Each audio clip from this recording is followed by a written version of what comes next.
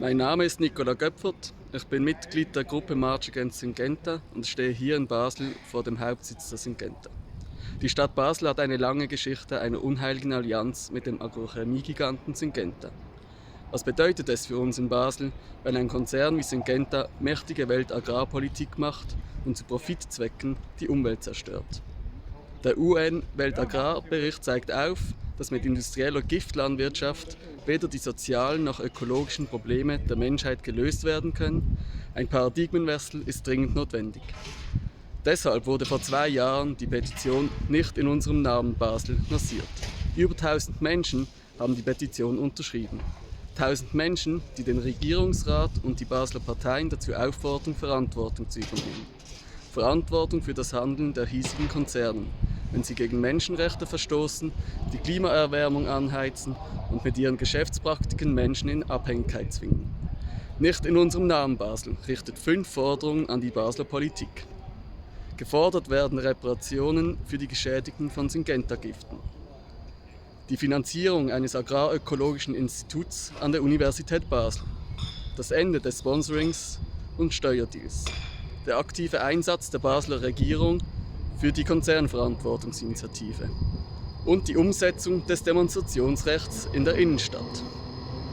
Zur Petitionsübergabe haben wir alle Mitglieder des Basler Parlaments eingeladen. Syngenta hat diese Einladung mit einem 2-seitigen E-Mail an die Ratsmitglieder geantwortet. Dort behaupten sie unter anderem, dass es keinen Zusammenhang gäbe zwischen den Pestizidtoten und ihrem Marktanteil an deren Herstellung. Laut UNO-Bericht sterben jährlich 200.000 Menschen an Pestizidvergiftungen. Einmal die Bevölkerung Basels. 20% beträgt der Marktanteil der Syngenta im Pestizidmarkt. Syngenta zeigt mit ihrem Brief an die Basler Regierung und das Parlament, wie sehr ihr Unternehmen unter Druck steht. Sie spüren den Druck aus Protesten. Protesten, wie wir ihn jetzt sogar der Corona-Krise trotzend führen.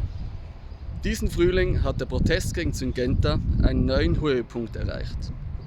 Das Basler Parlament überweist die Petition an die Regierung.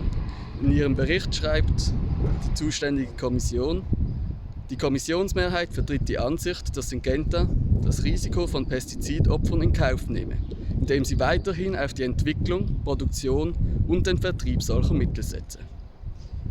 Und Syngenta zeige jedoch wenig Einsicht in Bezug auf das Gefährdungspotenzial ihrer Pestizidprodukte.